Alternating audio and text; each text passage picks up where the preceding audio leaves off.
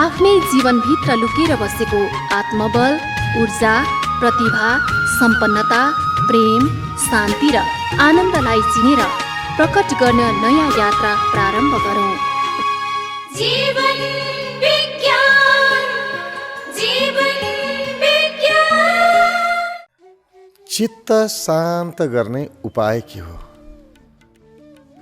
के गर्यो भने मन सदा सदा प्रसन्न रहन्छ, खुसी रहन्छ? के गर्यो भने मनको अशान्तिबाट पूर्णतया मुक्त हुन सकिन्छ? यो हामी सबैको मनमा उठ्ने प्रश्न हो र त्यही अशान्ति हटाउनको लागि हामी धेरै कुराहरूको खोजी गर्छौँ। यो कसरी भयो होला, यो किन भयो होला, यो भयो भने चाहिँ मेरो मनको अशान्ति हट्छ कि, यो भयो भने मलाई राम्रो हुन्छ कि, यो भयो भने मैले सुखको अनुभव गर्न सक्छु कि, निरन्तर भित्र चलिरहेको हुन्छ एक प्रकारको खोज। खोज अरू केहीको होइन, खोज शान्तिको हो, खोज सुखको हो। कुनै पनि व्यक्ति भित्रबाट सुख शान्ति नै खोजिरहेको हुन्छ। बाहिरबाट हेर्दा सम्पत्ति खोजेको देखिएला, सम्मान खोजेको देखिएला, बाहिरबाट हेर्दा अरू विषयहरू खोजिरहेको देखिएला, कुनै निश्चित विषय प्राप्त गर्नको लागि काम गरिरहेको देखिएला, तर सारमा हेर्नुहुन्छ भने उसले खोजेको सुख हुन्छ, उसले खोजेको शान्ति हुन्छ। किनभने त्यो कुनै पनि विषय प्राप्त भइसकेपछि म सुखी हुन्छु भन्ने उसको मनमा रहन्छ भित्र कतै। त्यसकारण त्यो सुखको खोजको लागि सिधा सुख त पाउन सकिन्न। उसले बुझेको छ कुनै विषयहरू प्राप्त गर्यो भने मात्रै सुख पाउन सकिन्छ भन्ने त्यो चित्तमा गढेको छ भित्र। त्यसकारण ऊ विषय प्राप्तिमा लागिरहेको छ। कसैले सम्मान गर्यो भने सुख आउँछ भन्ने थाहा छ। किन थाहा छ भने कहिलेकाहीँ कसैले अलिकति सम्मान गर्दाखेरि आफू सुखी भएको, खुसी भएको महसुस गरिएको छ नि त, भोगेको छ। अनि अलिकति पैसा पाउँदाखेरि, पैसा खर्च गर्न पाउँदा सुख आएको थियो, उसले भोगेको छ नि, थाहा छ। पैसा खर्च गर्न पाउँदा सुख पाइन्छ। त्यसको आधारमा उसले पैसा कमाउन लाग्छ, सम्मान कमाउन लाग्छ, मलाई प्रशंसा गरून् मान्छेले त्यस्तो लाग्छ, मलाई माया गरून् मान्छेले त्यस्तो लाग्छ र त्यसको लागि कर्म गर्न सुरु गर्छ। किनभने उसलाई थाहा छ कसैले मलाई माया गर्दा कस्तो आनन्द भएको थियो, कसैले सम्मान गर्दा कस्तो आनन्द भएको थियो, पैसा खर्च गर्न पाउँदा कस्तो आनन्द भएको थियो। त्यसकारण यो सब कुरा भयो भने म खुसी हुन्छु भन्ने लाग्छ र मानिस त्यही कुरा प्राप्त गर्नको लागि दौडेको छ, मरिरहेको छ, भागिरहेको छ। उसले के बुझ्यो भने पैसा भयो भने सुख पाइँदो रहेछ, थाहा पायो। त्यसकारण अब पैसा कमाउनको लागि कानुनी गैर कानुनी सब हतियारहरू प्रयोग गर्छ। अब जसरी भए पनि पैसा कमाउनु छ, किनभने पैसाले सुख दिँदो रहेछ, थाहा पायो। अब त्यो कमाउने तरिका गलत भइदियो भने फेरि दुःख पाइन्छ है भन्ने चाहिँ चेत भएन। उसले त्यो तरिकातिर ध्यान नै गएन, पैसामा मात्रै ध्यान गयो, पैसाले मात्रै सुख दिन्छ भन्ने रह्यो। किनभने जीवनभरि पैसाले सुख दिइराखेको थियो नि त, त्यही खोजे हो उसले। सबैको नियत हेर्नुहुन्छ भने नि सबको सुख पाउने मात्रै छ कि सुखकै खोज मात्रै छ। ती अरू सब त सुखका लागि आधार मात्रै हुन्। मान्छे सुख पाउन चाहन्छ, शान्त हुन चाहन्छ, भित्रबाटै आनन्दित हुन चाहन्छ, तर आनन्दित हुन सकेन। आश्चर्यको कुरा चाहिँ आनन्दित हुन सकेन। उसले जुन जुन विषय प्राप्त गर्यो भने म सुखी हुन्छु, म शान्त हुन्छु, म आनन्दित हुन्छु, जीवनमा सुख शान्ति सब कुरा प्राप्त हुन्छ भन्ने लागेर ती विषयहरू आर्जन गर्न हिँडेको थियो। आर्जन पनि गर्यो, भनेको जस्तो पनि भयो, धेरै कुरा प्राप्त पनि गर्यो, तर सुख शान्ति चाहिँ आएन। किन आएन होला सुख शान्ति? अलिकति हामीले पनि खोजी गर्नुपर्छ होला। हरेक व्यक्तिले खोजी गर्नुपर्छ। कहीँ केही गल्ती पो भयो कि, होइन भने सधैँ सुख कमाइरहेको छ, सुख चाहिँ टाढा टाढा भागेको जस्तो हुन्छ।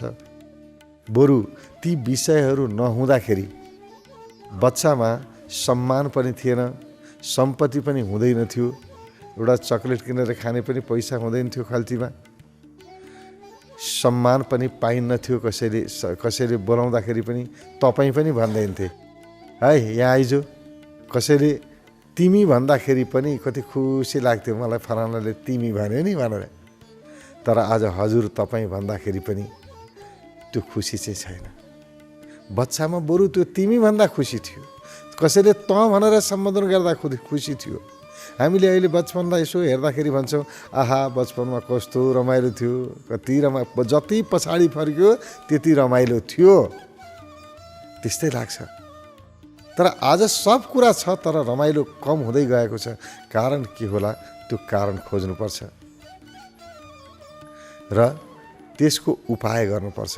सुख शान्तिको उपाय विषय प्राप्त गर्नुमा मात्रै छैन, प्राप्त गरिसकेपछि जुन कुरा प्राप्त गर्न हामीले काम गरिरहेका छौँ, प्राप्ति पछाडिको मनस्थितिमा सुख शान्ति लुकेको छ। हो, हाम्रा आवश्यकताहरू छन्, सम्पत्ति चाहिन्छ, सम्पत्ति कमाउनु पर्छ, सम्पत्तिले सुख दिन्छ, त्यो ठिक हो। कसैले सम्मान दियो, आदर दियो, इज्जत दियो, प्रशंसा गर्यो, माया गर्यो, प्रेम गर्यो, हामीलाई कस्तो आनन्द आउँछ, त्यो पनि सत्य हो। तर त्यो पाएको आनन्दलाई टिकाइरहनु पर्यो नि त। अहिले त कस्तो छ भने कसैले माया गर्यो, एकछिन आनन्द आएको जस्तो हुन्छ, आनन्द त खुर्रै भाग्छ। उल्टो चाहिँ छ, दुःख चाहिँ कसैले आयो, कसैले गाली गर्यो भने हामी कैयौँ दिनसम्म याद गरेर बस्छौँ। सुख आयो भने चाहिँ आज आयो, एकछिनपछि बिर्सिहाल्छौँ।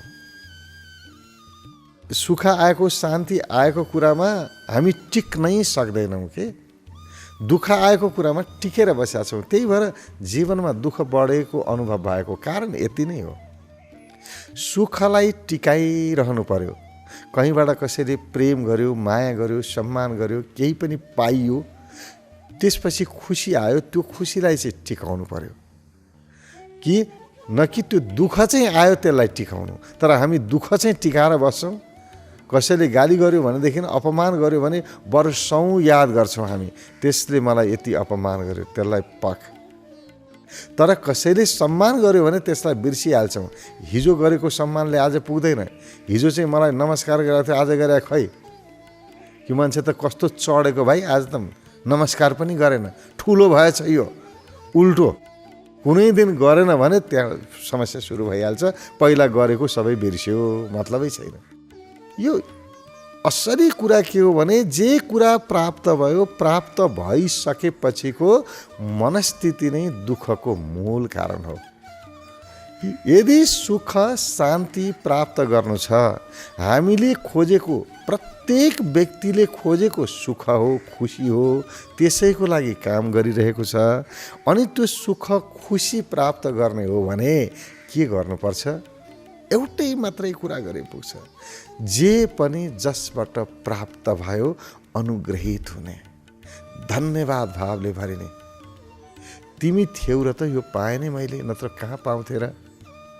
तिमीले सहयोग गर्यौ, पटक पटक याद गर्ने, जसबाट जे पनि पाइयो, अलिकति पनि सुखको अनुभूति गरियो। पाइयोको अर्थ अरू त के पाउने हो र, सुख पाउने न हो। कसैले पैसा दियो भने पनि सुखकै अनुभव हुन्छ, कसैले इज्जत गर्यो भने पनि सुखकै अनुभव हुन्छ, कसैले प्रशंसा गर्यो सुखकै अनुभव हुन्छ, कसैले माया दर्शायो सुखकै अनुभव हुन्छ। हो, त्यो अनुभव मलाई सुखको अनुभव गरायो नि त उसले। अनि अनुग्रहित हुनु परेन, धन्यवाद भावले भरिनु परेन। तपाईँको मायाले गर्दाखेरि, तपाईँको प्रशंसा, तपाईँले दिएको इज्जत, तपाईँले सम्पत्ति कमाउने व्यवस्था गरिदिनु भयो, कमाएँ मैले, त्यसको लागि म अनुग्रहित छु है, धन्यवाद भाव, धन्यवाद भन्ने। यो जहाँ धन्यवाद भाव छ त्यहाँ पाएको अनुभूति रहन्छ। जे पाए नि त्यहाँ सन्तुष्टि रहन्छ। किनभने व्यक्ति सन्तुष्ट नभई त धन्यवाद दिँदैन। धन्यवाद दियो कि स्वतः सन्तुष्टि हुन्छ, एकअर्काका परिपूरक हुन्। त्यसकारण हामीले सुख पाउनको लागि धन्यवादको संस्कृति बसाउनुपर्छ। अथवा हाम्रो अवचेतन मनसम्म पठाउनुपर्छ। जे पनि मैले पाएँ यो अरूबाट पाएँ, म कृतज्ञ छु। यो भाव हाम्रो अचेतन मनसम्म पुग्यो, अवचेतन मनसम्म पुग्यो भने अनि हामी सुखलाई टिकाइरहन सक्छौँ। जे पनि पायो, कति आज पाएको कुराले हामीलाई कैयौँ दिनसम्म सुखी बनाइरहन सक्छ। त्यसकारण अनुग्रहित भाव। घरमा कसैले खाना बनाएर दियो, हामी त सिधै खाना खायो, अझ ठोस लगाउँछौँ। के खाना बनाएको यस्तो ढङ्ग छैन, नुन पनि राम्रो हालेको छैन, यो पनि छैन, केही न केही ठोस लगाउँछौँ। तर हेर्नुहोस्, त्यो खाना बनाएर दिने मानिस नभइदिए भए के हुन्थ्यो होला, ऊ हुँदैन थियो भने के हुन्थ्यो होला। मैले आफैले गर्नु पर्थ्यो नि। यदि आफैले गर्नु पर्थ्यो भन्ने लाग्थ्यो भने अहिले पनि गर्न सकिन्थ्यो नि। उसले खाना नमिठो बनाएको के हो, आफूले मिठो बनाए हुन्न, आफैले पकाए नै हुन्थ्यो नि। किन पकाइनँ मैले भन्दाखेरि मैले भ्याइनँ के, मेरो मेरा अरू कामहरू छन्, मैले भ्याइनँ। मैले नभ्याएको बेलामा उसले खाना बनाएर दियो, ऊ नभइदिएको भए म खानै पाउँदैन थिएँ। धन्यवाद दिनु परेन, कृतज्ञता व्यक्त गर्नु पर्यो नि। उल्टो धन्यवादको सट्टामा हामी ठोस लगाएर बस्छौँ। दुःखको मूल कारण नै यही हो। कसैप्रति पनि अनुग्रहित हुनै सकेनौँ। हाम्रो अहङ्कारले कसैको अगाडि झुक्नै दिएन। हाम्रो अहमले कसैलाई कृतज्ञता, कसैप्रति पनि कृतज्ञता भाव, धन्यवाद भाव व्यक्त गर्नै दिएन। धन्यवाद भनियो, कृतज्ञता भाव व्यक्त गरियो भने त आफू सानो भइहाल्यो नि। सानो हुन्छ भन्ने हामीलाई लाग्छ।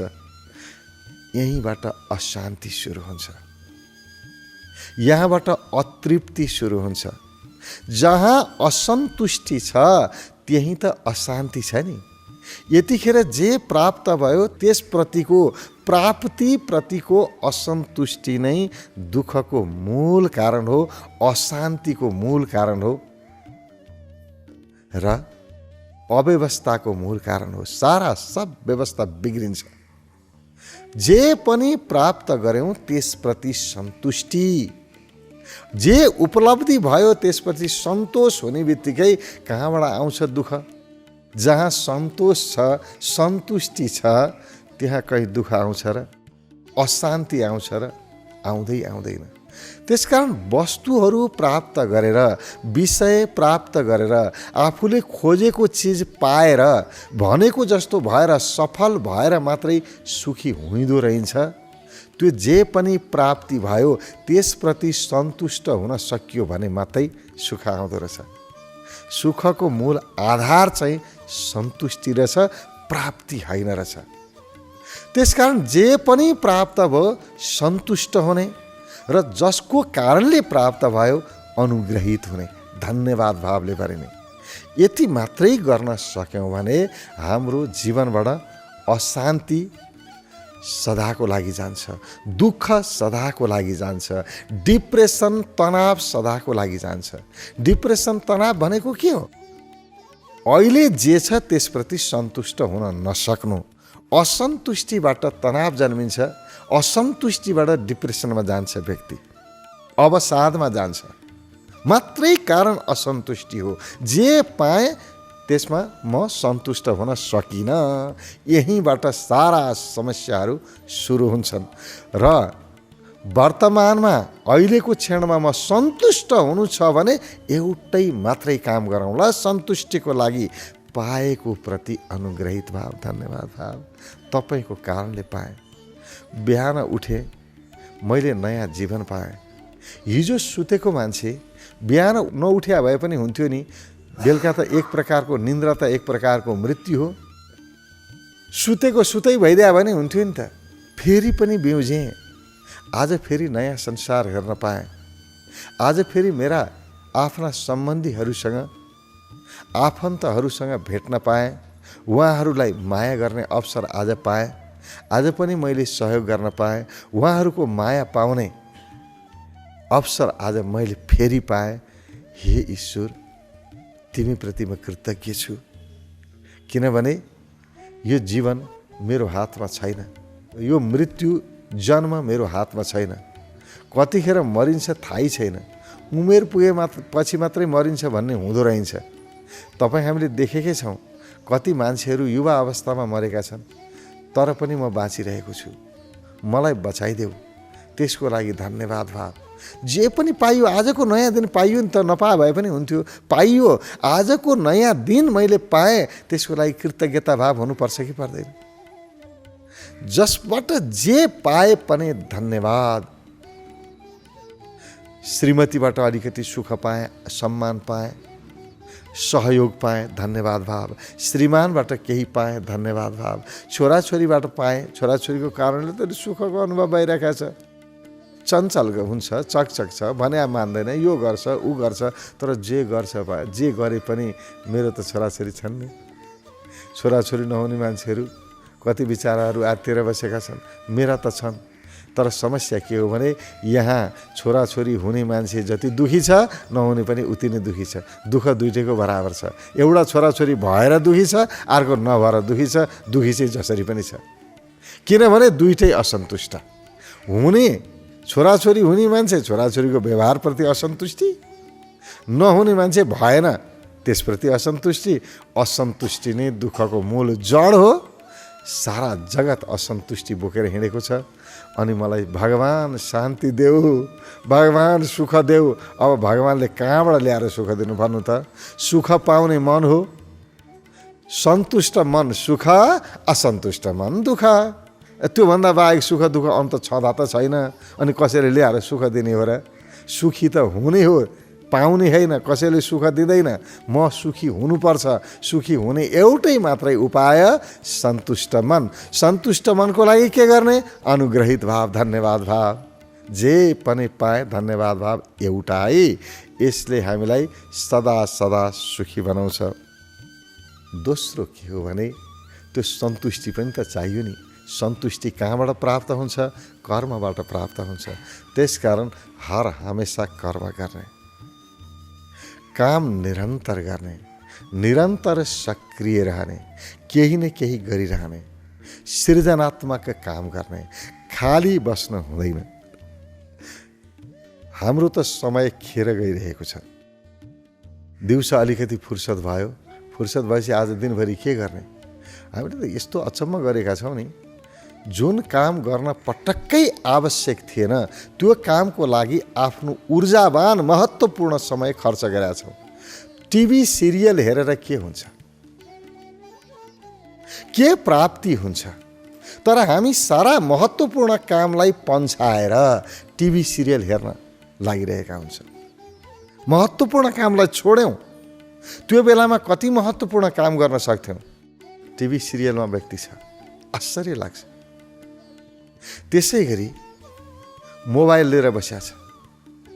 अब मोबाइलमा के हेर्ने हो त्यो उही जान्दछ।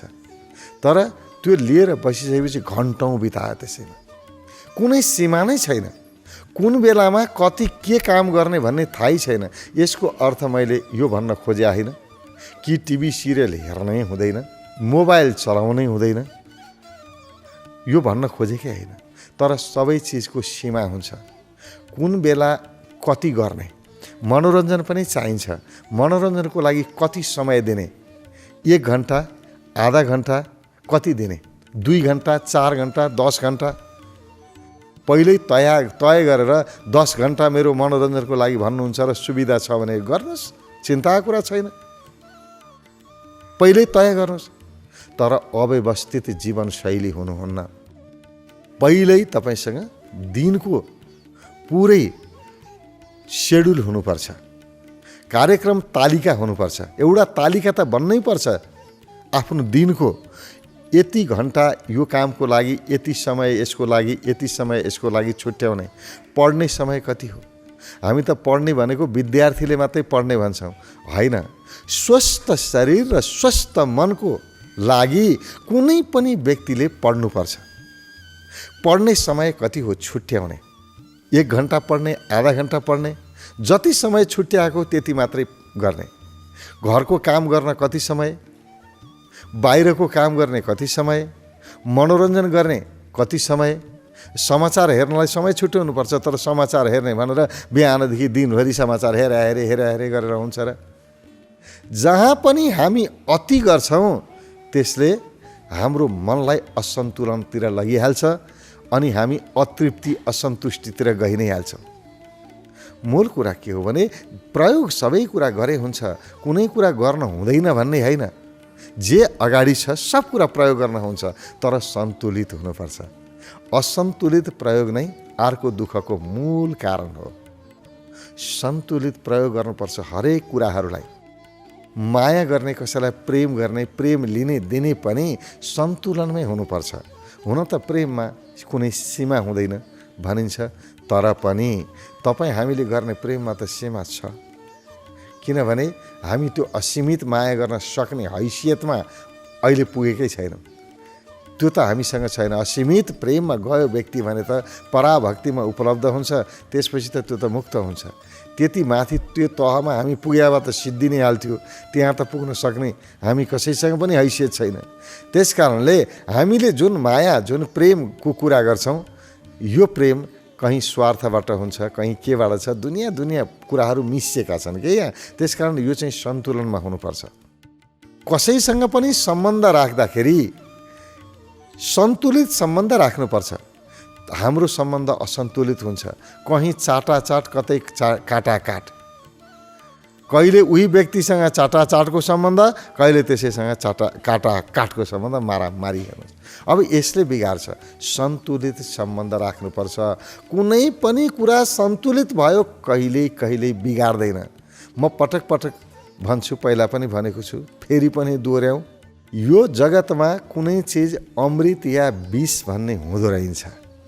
सन्तुलित मात्रामा प्रयोग गर्यो भने विष पनि अमृत हुँदो रहेछ। सबैभन्दा बिखालु सर्पको बिख अहिले सबैभन्दा महँगो मूल्यमा बिक्री हुन्छ। किन? औषधिमा प्रयोग हुन्छ। त्यही ठिक्क मात्रामा खाए विष पनि अमृत, बढी भयो भने, अति भयो भने अमृत पनि विष हुन्छ।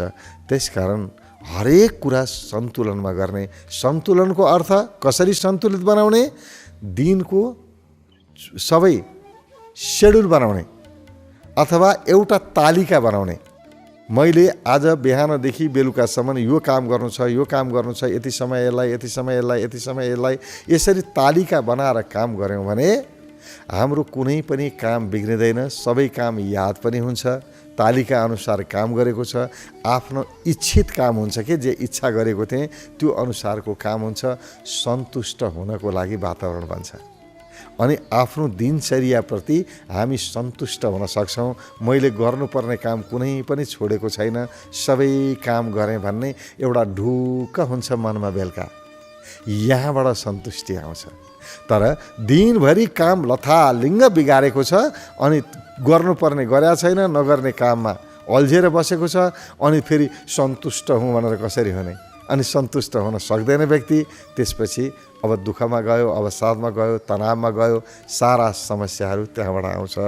त्यसकारण सबभन्दा पहिलो जीवनशैलीलाई व्यवस्थित गर्ने। आफ्नो जीवनशैली हाम्रो हातमा छ कि आफैले बनाउने हो नि। मेरो जीवनशैली अरूले बनाउने हो र मैले बनाउने हो। मेरो अनुशासन मैले बनाउने हो। आफ्नो तालिकामा, आफैले बनाएको तालिकामा काम गर्नु, हिँड्नु भनेको यो चाहिँ आत्मानुशासन हो। मैले आफैले भनेको माने, आफ्नो अनुशासनमा रहेँ। बिहान कति बजे उठ्ने, बेलुका कति बजे सुत्ने, दिनभरि के गर्ने, त्यो हुनुपर्छ। र प्रत्येक व्यक्ति उत्पादनमुखी हुनुपर्छ। एउटा काम चाहिँ यस्तो गरौँ जसले केही उपलब्धि भएको अनुभव होस्। त्यस्तो उत्पादनमुखी काम एउटा न एउटा गर्नुपर्छ। महिला होस् या पुरुष, खाली बस्नु हुँदैन। हामी कहाँ त कति ठाउँमा त पुरुषले मात्रै काम गर्नुपर्छ, महिलाले घरेलु मात्रै काम गर्ने भन्ने यो भनाइ छ। होइन, जुन घरमा महिला र पुरुष समान रूपमा काम गरेका हुन्छन् त्यही घरमा सुख हुन्छ। त्यही घरमा का व्यक्तिहरू सन्तुष्ट हुन्छन्, खुसी हुन्छन्। किनभने उनीहरू प्रगतिमुखी हुन्छन्। जहाँ प्रगतिमुखी ऊर्जा चलिरहेको छ त्यहाँ त सुखै सुख हुन्छ। त्यसकारण मूल कुरा दुईटा कुरा गरेँ मैले ल। एउटा जीवनशैलीलाई व्यवस्थित गर्ने। व्यवस्थितको अर्थ के भने समयको व्यवस्थापन। ठ्याक्कै यो समयमा यो गर्ने, यो समयमा यो गर्ने, यो समय त्यो आफ्नो काम हो, जस्तो काम छ त्यसमा तालिका अनुसार काम गर्न सकिन्छ। काम उही हो, नयाँ ल्याउनु पर्छ भने आएन, आफैले गरिरहेको कामलाई व्यवस्थित गर्ने, त्यति मात्रै हो। दोस्रो कुरा के हो भने सुखको मूल आधार भनेको सन्तुष्टि हो, सन्तोष हो। सन्तोष र सन्तुष्टि कसरी प्राप्त हुन्छ? अनुग्रहित भावबाट, धन्यवाद भावबाट। जे पनि मैले पाएको प्रति कृतज्ञता भाव, धन्यवाद भाव, यो नै सुखको आधार हो। यी दुईटा काम गर्न सक्यौँ भने हाम्रो जीवनमा कहिल्यै अशान्ति आउँदैन, तनाव आउँदैन, सुख, शान्ति, आनन्द, बस यी दुईटा कुराभित्र, दुईटा हाम्रा कर्मभित्र लुकेको छ। अध्यात्म र व्यवस्थापन, मानव मनोविज्ञान, सनातन र नवीनतमको सङ्गम जीवन विज्ञान, सनातन र नवीनतमको सङ्गम जीवन विज्ञान।